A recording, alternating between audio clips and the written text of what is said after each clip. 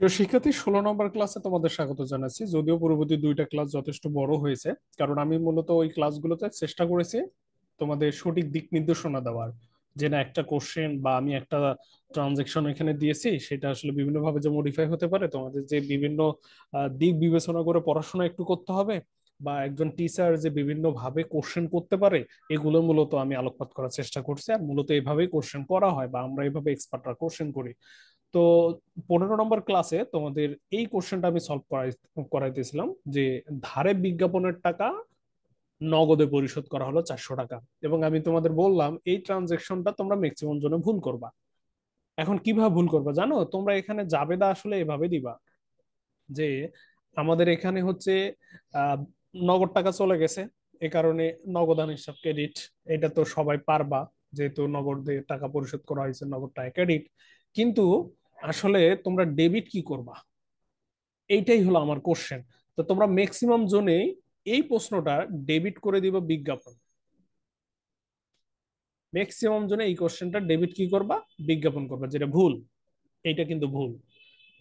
অর্থাৎ এখানে দেখো যে আমাদের ধারে বিজ্ঞাপন, ঠিক আছে, সেই ধারে বিজ্ঞাপনের টাকা নগদে পরিশোধ করা হয়েছে। এখানে মূলত দুইটা লেনদেন আছে। এইটা হলো একটা লেনদেন, যখন ধারে লেনদেন বা ধারে বিজ্ঞাপন বাবদ খরচ হয়েছে, তো তখন কিন্তু বিজ্ঞাপন হিসেবে আমরা ডেবিট করছি, পদ হিসেবে ক্রেডিট করেছে। অর্থাৎ যখন আমরা বিজ্ঞাপন দিয়েছি বা বিজ্ঞাপন বাবদ আমাদের ব্যয় হয়ে গেছে, বিজ্ঞাপন ব্যয় হিসাব ডেবিট। আর অপরদিকে যেহেতু ধারে হয়েছে, এই কারণে কিন্তু আমরা পদ হিসাব ক্রেডিট করেছি, যেটা এর আগে একটা ট্রানজাকশন ছিল। এখন এই ধারে বিজ্ঞাপনের টাকা 400 টাকা, সেটা তুমি এখন পরিশোধ করছো, তার মানে কি ক্যাশ ক্রেডিট 400 টাকা। আর অপরদিকে এখানে বিজ্ঞাপন না, কারণ বিজ্ঞাপন নামে তুমি অলরেডি হিসাবে অন্তর্ভুক্ত করছো, তাহলে এখানে কি হবে, দায় কমে যাবে। এখানে মূলত পদে হিসাব ডেবিট হয়ে যাবে। যেরকম ঠিক বকেয়া বেতন আমরা পরিশোধ করি, ঠিক আছে, মানে বকেয়া বেতনের টাকা আমরা পরিশোধ করি, তখন নগদান হিসেব ক্রেডিট, বকেয়া বেতন হিসেব ডেবিট। সেম অনুরূপভাবে আমরা যখন ঋণ পরিশোধ করি, নগদানের হিসাব ক্রেডিট, ঋণ হিসাব ডেবিট। সেম অনুরূপ। তাহলে কোনো একটা ব্যয় বকেয়া আছে, সেই বকেয়া ব্যয়ের টাকা পরিশোধ করছি, নগদ টাকা চলে গেছে, আর অপরদিকে ওই ব্যয় আমাদের কি হয়ে গেছে, ডেবিট হয়ে গেছে। তাহলে অ্যাজ এ রেজাল্ট আমাদের দায় কমে গেছে, আমাদের অ্যাসেটও কমে গেছে। তাহলে এই ট্রানজেকশনের ডেবিট ক্রেডিট পক্ষ নির্ণয় করাটা খুবই ক্রিটিক্যাল বা খুবই ইম্পর্টেন্ট, যে পদ হিসাব ডেবিট আর হচ্ছে নগদান হিসাব ক্রেডিট। আর অপরদিকে আমাদের এই জিনিসটা ডেবিট ক্রেডিটের ফলে অথবা আমাদের অ্যাকাউন্টিং ইকুয়েশনের যে যে উপাদানের পরিবর্তন ঘটে, তা হচ্ছে আমাদের এল হ্রাস পাচ্ছে, অপরদিকে এ হ্রাস পাচ্ছে। অ্যাজ এ রেজাল্ট এটা নিট পরিবর্তন অথবা পরিমাণগত পরিবর্তন, যার ফলে আর্থিক অবস্থার বিবরণে যোগফলের পরিবর্তন ঘটবে। আচ্ছা, সিম্পল একটা কোশ্চেন ছিল, কিন্তু যথেষ্ট ইন্টারেস্টিং। এরপর পরেরটাতে আসো। কর্মচারী মিসেস হাসনাকে বেতন পরিশোধ করা হলো 5,000 টাকা, মানে নর্মালি বেতন পরিশোধ করা হলো 2500 টাকা। তাহলে স্বাভাবিকভাবে আমাদের এখানে নর্মাল যাবে, তাই কিন্তু বেতন হিসাব ডেবিট। আর অপরদিকে বেতন মজুরি আমরা সচরাচর কি করি, নগদেই পরিশোধ করি, ঠিক আছে। বা নর্মালি বেতন পরিশোধ করা হলো, ভাড়া পরিশোধ করা হলো, অথবা দেখা যায় মজুরি পরিশোধ করা হলো, এগুলা আমরা নগদ অথবা চেকে পরিশোধ করি, ঠিক আছে। মানে অলরেডি যেহেতু আমরা সেবা নিয়েছি, স্বাভাবিকভাবে সেবার পারিশ্রমিক আমরা পরিশোধ করতেছি, তার মানে নগদ টাকা চলে যায় অথবা চেকে দেই, যার কারণে ক্যাশ চলে যায়। তাহলে এই ট্রানজাকশনের ফলে কি হবে, আমাদের ওই হ্রাস পাবে যেহেতু ব্যয় বাড়ছে, অপরদিকে আমাদের এখানে এর হ্রাস পাবে যেহেতু সম্পদ কমে গেছে, ঠিক আছে। আচ্ছা, এবার আমরা পরবর্তী ট্রানজাকশনটাতে আসি। বাড়ি ভাড়া অগ্রিম পরিশোধ করা হলো, হ্যাঁ। এখানে বলছে যে বাড়ি ভাড়া অগ্রিম পরিশোধ করা হলো। তো যখন আমরা অগ্রিম যে কোনো ব্যয় পরিশোধ করি, সচরাচর আমরা ওইটারে অগ্রিম ব্যয়, অর্থাৎ এখানে ভাড়া, ওই ভাড়া হিসাবে আমরা কি করব, ডেবিট করব, অগ্রিম ভাড়া হিসাবে ডেবিট করব। আর অপরদিকে আমাদের নগদ টাকা চলে যাবে, এ কারণে নগদান হিসাব ক্রেডিট করে দেবো। অ্যাজ এ রেজাল্ট আমাদের এখানে অগ্রিম ভাড়া, এটা হলো সম্পদ, সম্পদ বাড়লো, আর অপরদিকে কি আমাদের সম্পদ কমলো। এটা কিন্তু হচ্ছে কি জেনারেল নিয়ম অথবা সাধারণ নিয়ম। তাহলে যে কোনো ব্যয় যখন আমরা অগ্রিম পরিশোধ করি, ওই ব্যয় অগ্রিম হিসাব ডেবিট, নগদান হিসাব ক্রেডিট। এর ফলে আমাদের হিসাব সমীকরণের আমাদের কাঠামোগত অথবা গুণগত পরিবর্তন ঘটবে, এবং যার ফলে হিসাব সমীকরণ তথা আর্থিক বিবরণের যোগফলে কোনো পরিবর্তন ঘটবে না। সেম এই জিনিসটা ব্যতিক্রম নিয়ম আছে, এই জিনিসটা সেটা কি জানো, যে কোনো ব্যয় যখন আমরা পরিশোধ করব অগ্রিম, সেটাকে আমরা ওই ব্যয় হিসাবে ডেবিট করব। আর অপরদিকে নগদান হিসাব ক্রেডিট করব। এটাও আমরা করতে পারবো, এটা হলো ব্যতিক্রম নিয়ম। মানে অগ্রিম ব্যয়টাকে সম্পদ হিসাবে লিপিবদ্ধ করা বা কনসিডার করলে এই জাবেদাটা হবে। আর অগ্রিম ব্যয়কে যখন আমরা ব্যয় হিসাবেই কনসিডার করব, কারণ আমরা মনে করতেছি ব্যয় তো এটা হবে, অ্যাজ এ রেজাল্ট ব্যয় হিসাবে কনসিডার করলাম, তখন এটাকে ব্যয় হিসাব ডেবিট এবং নগদান হিসাব ক্রেডিট। এবং সেক্ষেত্রে আমাদের হিসাব সমীকরণে কোন কোন উপাদানের পরিবর্তন ঘটবে, এখানে আমাদের ওই হ্রাস পাবে আর অপরদিকে আমাদের এ হ্রাস পাচ্ছে। বোঝা গেল? তাহলে একটা জিনিসের ব্যতিক্রম নিয়ম আছে, বা এই জিনিসটা আমরা সমন্বয়ে পাবো। তাহলে এক্ষেত্রে কোন নিয়মটা সবসময় ফলো করবা? সবসময় এই সম্পদ হিসাবে লিপিবদ্ধ করা অথবা প্রথম যে নিয়মটা সেটাকে কনসিডার করবে। যদি অপশনে দুইটাই উত্তর থাকে তাহলে প্রথমটাকে বিবেচনা করবা, প্রথমটা যখন থাকবে না তখন এইটা ব্যতিক্রম নিয়মে আর কি কোশ্চেনটা করা হয়েছে, এটা মনে করে নিতে হবে। ওকে, এবার আমরা পরেরটাতে আসি। পরে কি বলা আছে? পরে বলছে অনাদি পাওনার জন্য ভবিষ্যৎ ব্যবস্থা করা হলো 2000 টাকা। তাহলে এখানে অনাদায়ী পাওনা এই জিনিসটা কি? মানে জিনিসটা হচ্ছে এমন, মনে করো তুমি কারো কাছে ধারে পণ্য বিক্রি করছো 50,000 টাকা, তার মানে কি তার কাছ থেকে তুমি 50,000 টাকা পাও। এখন এই যে 50,000 টাকার মধ্যে মনে করো সে 5,000 টাকা তোমাকে দিবে না, তুমি একদম নিশ্চিত, তাহলে তার কাছ থেকে 45,000 টাকা পাবা।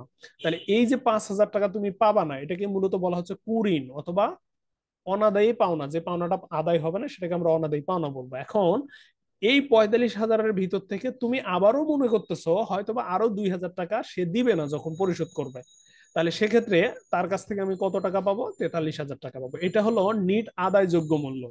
আর এই যে 2,000 টাকা যেটা আমরা হয়তোবা পাবো না, এটাকে বলা হচ্ছে অনাদায়ী পাওনার ভবিষ্যৎ সঞ্চিতি, ভবিষ্যৎ ব্যবস্থা, অথবা এই জিনিসটাকে আমরা কি বলি জানো? কুঋণ সঞ্চিতি। তাহলে ভবিষ্যতে বিবিধ দেনাদারের কাছ থেকে যে টাকাটা আদায় করা সম্ভব হবে না, অথবা আমাদের প্রাপ্য হিসাবের কাছ থেকে যে টাকাটা আদায় হবে না এমন ডাউট করা, সন্দেহ করা, ওটাকে আমরা ডাউটফুল ব্যাড ডেট অথবা সন্দেহজনক ঋণ সঞ্চিতি হিসেবে চিহ্নিত করব। তাহলে এই জিনিসটা জাবেদা কি হবে? এইটা তো একটা জাবেদা হবে যে কুঋণ, এটা হলো ব্যয়, তাহলে কুঋণ ব্যয় হিসাব ডেবিট। আর এই জিনিসটা আমরা সঞ্চিতি পদ্ধতিতে লিপিবদ্ধ করি বিদায় কুঋণ সঞ্চিতি হিসাব আমরা কি করব? ক্রেডিট করে দেব। ঠিক আছে? আর অপরদিকে এই যে 2,000, এই 2,000 টাকার জন্য আমরা কিভাবে জাবেদা দিব? এইটাও কি সম্ভাব্য ব্যয়, যেহেতু ব্যয় তার মানে এই কুঋণ সঞ্চিতিটাকে নতুন করে কুঋণ সঞ্চিতির জন্য আমরা মূলত কি করব জানো? ওই 2,000 টাকাটাকে কুঋণ হিসেবে দেখাবো। অর্থাৎ এই 2,000 টাকার জন্য জাবেদা হবে কুঋণ ডেবিট 2,000 টাকা, আর অপরদিকে কুঋণ সঞ্চিতি ক্রেডিট 2,000 টাকা। মানে প্রথম যেটা অলরেডি কুরিন হয়ে গেছে ওইটার জন্য যে জাবেদা দিব, আর অপরদিকে সঞ্চিতির জন্য যেটা আছে ওইটার জন্য আমরা সেম জাবেদা দিব। তাহলে এর ফলে কি হবে? এর ফলে এই যে দেখো কুরিন, এটা হলো কি ব্যয়, ব্যয় বাড়ার কারণে কি হবে? মালিকানা সত্ত্ব কমে যাবে। আর এই যে কুরিন সঞ্চিতি এইটা কি? এটা হলো বিপরীত সম্পদ হিসাব, তার মানে কি সম্পদ কমে যাবে। তাহলে এখানে দায়ও কম, সরি, আমাদের সম্পদ মালিকানা সত্ত্ব কমে যাচ্ছে, আর অপরদিকে সম্পদও কমতেছে। অর্থাৎ আমাদের এ এবং ওই উভয় পাশে কি হয়েছে? কমে যাচ্ছে। তার মানে এই লেনদেনের ফলে আমাদের নিট পরিবর্তন বা পরিমাণগত পরিবর্তন ঘটেছে। আর এর ফলে আমাদের আর্থিক বিবরণী তথা উদ্বৃত্তপত্র যোগফল কি পাচ্ছে? হ্রাস পাচ্ছে। তাহলে এই যে এই জায়গাটা দেখো, এই জায়গাটাতে কিন্তু হিসাব বিজ্ঞানের নীতিমালা সম্পর্কিত আছে, এবং এই জায়গাটা খুবই ইম্পর্টেন্ট অ্যাজ এ সমন্বয় দাখিলা হিসাবে, অ্যাজ এ হচ্ছে জাবেদা হিসাবে, হিসাব সমীকরণের বিশ্লেষণ হিসাবে সবকিছুতে এটা ইম্পর্টেন্ট আছে। ঠিক আছে? আর এখানে এই যে কুঋণ সঞ্চিতি আছে না, এই কুঋণ সঞ্চিতিটাকে মানে সঞ্চিতিটা বা এখানে এই যে ভবিষ্যৎ ব্যবস্থা, এই যে কুঋণ সঞ্চিতি বা অনাদায়ী পাওনা সঞ্চিতির এই যে ব্যবস্থা, এটা মূলত সম্ভাব্য ব্যয়। এই যে সম্ভাব্য ব্যয় এটাকে আমরা হিসাবে অন্তর্ভুক্ত করি রক্ষণশীলতা নীতি অনুসারে। অ্যাজ এ রেজাল্ট কুঋণ সঞ্চিতি সৃষ্টি করা হয় রক্ষণশীলতা নীতি অনুসারে। আর কুঋণ সঞ্চিতিটাকে একটা ব্যয় হিসাবে, অর্থাৎ কুঋণ সঞ্চিতি একটা সম্ভাব্য ব্যয়, এই ব্যয় হিসেবে আমরা হিসাবের মধ্যে লিপিবদ্ধ করি হিসাবকাল নীতি অথবা আয় ব্যয় ম্যাচিং নীতি অনুসারে। তো এই জিনিসটা প্রত্যেকটা গাইড বইয়ে মূলত ভুল আছে, যেটা তোমাদের একটু কারেকশন করে পড়তে হবে, এবং এই জায়গা থেকে কোশ্চেন আসে তোমরা ভুল দাগায় আসো। এবার আসো আমাদের হচ্ছে 12 নম্বর কোশ্চেন। এখানে বলছে ঋণপত্রের সুদ বাবদ নগদ প্রদান, তাহলে স্বাভাবিকভাবে নগদান হিসাব ক্রেডিট। তাহলে এই ট্রানজাকশনটার জন্য আমাদের কি করতে হচ্ছে? নগদান হিসাব ক্রেডিট। এই নগদান হিসাব আমরা ক্রেডিট করে দেব।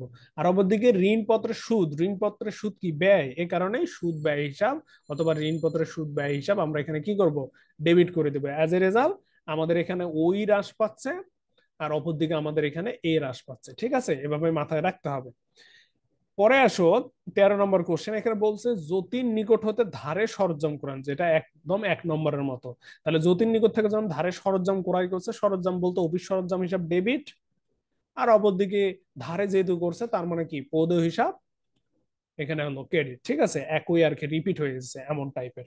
এবার আসো 14 নম্বর কোশ্চেন, 14 নম্বর ট্রানজেকশনটা। এখানে বলছে বিনিয়োগের সুদ বাবদ 800 টাকা নগদ প্রাপ্তি ও 200 টাকা বকে আছে। তাহলে বিনিয়োগের সুদ বাবদ তুমি টাকা পাইছো কত টাকা?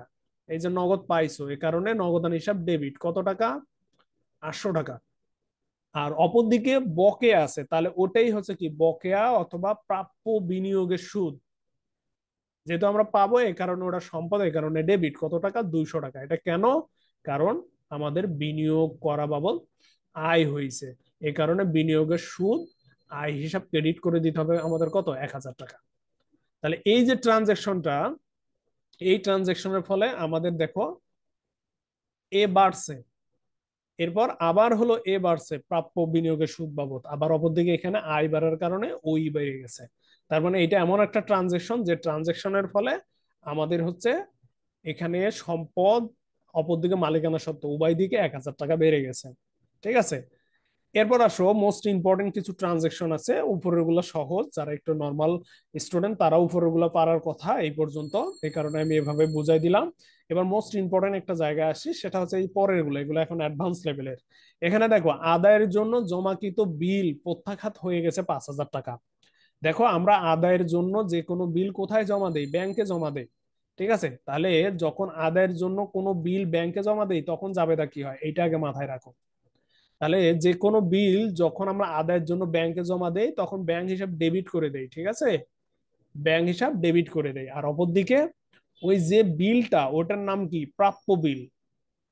ঠিক আছে, প্রাপ্য বিল হিসাব ক্রেডিট করে দেয়, কারণ ওই প্রাপ্য বিলের টাকাটা তো আমরা আদায় করতেইছি। তাহলে প্রাপ্য বিল টাকা পাইতাম, সেটা এখন আদায় করার জন্য আমরা ব্যাংকে দিলাম, তার মানে কি ব্যাংক আদায় করে ফেলবে এবং আমাদের বিলের টাকা কমে যাবে। অ্যাজ এ রেজাল্ট আমাদের কি এখানে অ্যাসেট বাড়তেছে আর অ্যাসেট কমতেছে। ঠিক আছে, তাহলে এই এই জমাদানকারী প্রাপ্য বিলটা সেটা প্রত্যাখ্যাত হয়েছে। এখানে প্রত্যাখ্যাত হওয়া মানে কি? এখানে প্রত্যাখ্যাত হওয়া মানে অমর্যাদাকৃত হওয়া অথবা ফেরত আসা, মানে আদায় হয়নি। যদি আদায় না হয়ে থাকে তার মানে কি দাঁড়াচ্ছে? ব্যাংকে টাকা জমা হয়নি, তুমি অথচ ব্যাংক ডেবিট করে রাখছো, তার মানে কি তোমাকে ব্যাংকের টাকা কমাতে হবে, ব্যাংক হিসাব ক্রেডিট করে দিতে হবে, ব্যাংক কমলো। আর যার কাছ থেকে টাকা পাইতা তার কাছ থেকে তো তুমি টাকা আদায় করতে পারোনি, এ কারণে পুনরায় আমাদের হচ্ছে প্রাপ্য বিল জায়গাটা, যেহেতু আমাদের প্রাপ্য বিলটা অমর্যাদা হয়ে গেল, তার মানে আমাদের লিখিত যে প্রাপ্য টাকা সেটা কমে যাবে, যেহেতু অমর্যাদা হয়ে গেল, তার মানে ওই লিখিত সম্পদের পরিমাণ হ্রাস পাচ্ছে, কিন্তু তার কাছ থেকে তো আমরা টাকা পাচ্ছি, এই কারণে আমাদের এখানে প্রাপ্য হিসাব ডেবিট হয়ে যাবে। এই জায়গাটায় তোমরা অনেকেই ভুল করবা। তোমরা অনেকেই এই ট্রানজাকশনে এখানে কি দিবা? প্রাপ্য বিল হিসাব ডেবিট, আর অপরদিকে ব্যাংক হিসাব হচ্ছে মোটামুটি ভাবে ক্রেডিট। ঠিক আছে, তো এই জায়গাটায় তোমরা প্রাপ্য বিল না দিয়ে প্রাপ্য হিসাব দিবা, তাহলে সচরাচর যে কোনো বিল যখন প্রত্যাখ্যাত হয় সেই বিলটার মেয়াদটাই মূলত উত্তীর্ণ হয় অথবা সেই বিলটা ত্রুটিযুক্ত হয়। অ্যাজ এ রেজাল্ট ওই প্রাপ্য বিলের যে ডিউটা বা ডিউরেশনটা সেটা যেহেতু শেষ হয়ে যায়, অ্যাজ এ রেজাল্ট ওই জায়গায় আমরা প্রাপ্য হিসাবকে ডেবিট করবো আর অপরদিকে ব্যাংক হিসাবকে ক্রেডিট করবো। অ্যাজ এ রেজাল্ট সেম আমাদের সম্পদ বাড়বে আর অপরদিকে আমাদের কি সম্পদ এখানে কমবে। অর্থাৎ এখানে যে আমাদের 15 নম্বর ট্রানজেকশনটা আছে, এই ট্রানজেকশনের ফলে আমাদের হচ্ছে প্রাপ্য হিসাব অথবা প্রাপ্য বিল ডেবিট হবে, সচরাচর তোমরা প্রাপ্য হিসাব দিবা, এটাই পারফেক্ট। আর অপর দিকে আমাদের ব্যাংক হিসাব ক্রেডিট। ঠিক আছে, এবার আসো পরবর্তী কোশ্চেন গুলো, এগুলো কিন্তু ইম্পর্টেন্ট, এখন অ্যাডভান্স লেভেলের বিষয়গুলো আসতেছে। এবার আসো পরবর্তী বিষয়গুলোতে। পরবর্তীতে কি আছে? পরবর্তীতে বলছে কমিশন অর্জিত হয়েছে কিন্তু এখনো পাওয়া যায়নি। মানে কমিশন অর্জিত হওয়া মানে তুমি মনে করো কারো কাজ খুব সুন্দরভাবে করে দিয়েছো, সে তোমাকে কমিশন দিতে চাইছে, তুমি তার কাজটা খুব সুন্দরভাবে করে দিয়েছো, তার মানে কি তুমি তো কমিশন পাবা। এখন এই যে কমিশন অর্জিত হলো, এখন তোমার কমিশন অর্জিত হয়ে গেছে, তুমি এখনো পাওনি, মানে নগদ টাকায় পাওনি। তাহলে অ্যাজ এ রেজাল্ট এই যে কমিশন এটা তো তুমি পাবা, এ কারণে এই প্রাপ্য কমিশন ডেবিট করতে হবে তোমাকে, প্রাপ্য কমিশন ডেবিট করে দিতে হবে, যেহেতু এটা তোমার জন্য বকেয়া আয়। অপরদিকে কমিশন আয় হিসাবকে কি করতে হবে? কমিশন আয় হিসাবকে ক্রেডিট করতে হবে। তাহলে যে কোনো আয় যেরকম বকেয়া থাকলে যেরকম জাবেদা হয়, প্রাপ্য আয় হিসাব ডেবিট আর ওই আয় হিসাব ক্রেডিট, সেম একই ভাবে এখানে অ্যাসেট বাড়বে আর অপরদিকে আয় বাড়ার কারণে তোমার মালিকানা সত্ত্ব বাড়বে। এবং এই সেম কোশ্চেনটা চট্টগ্রাম বিশ্ববিদ্যালয়ে কিন্তু রিপিট করছিল, জাবেদা আসছিল। ঠিক আছে, তাহলে জাবেদা, হিসাব সমীকরণের উপাদানের প্রভাব, এবং এর ফলে দেখো হিসাব সমীকরণের কোন ধরনের পরিবর্তন ঘটবে, এরপরে এর ফলে মূলত আমাদের কাঠামোগত অথবা সরি, এর ফলে আমাদের মূলত হচ্ছে পরিমাণগত অথবা নিট পরিমাণগত পরিবর্তন কিন্তু ঘটতেছে, যেহেতু আমাদের অ্যাকাউন্টিং ইকুয়েশনের দুই পাশে পরিবর্তন ঘটতেছে। আচ্ছা, আসলে স্টুডেন্ট ছাড়া এই ক্লাসগুলো রেকর্ড করা যেটা আসলে কঠিন হয়ে যাচ্ছে, অ্যাজ এ রেজাল্ট আমি মাঝে মাঝে আনইজি ফিল করি। তো স্বাভাবিকভাবে তোমরা একটু অ্যাডজাস্ট করে নিও, ঠিক আছে? এরপর খুবই গুরুত্বপূর্ণ আরেকটা আমাদের ট্রানজেকশন আছে, সেটা হলো নিট মুনাফা থেকে সঞ্চিতি তহবিলে স্থানান্তর করা হলো 1,000 টাকা। যদি কখনো দেখো নিট মুনাফা থেকে কোনো টাকা সঞ্চিতি তহবিলে স্থানান্তর করা হয়েছে, তাহলে সেক্ষেত্রে ওই নিট মুনাফা কমে যাবে। তো নিট মুনাফা সচরাচর কি থাকে?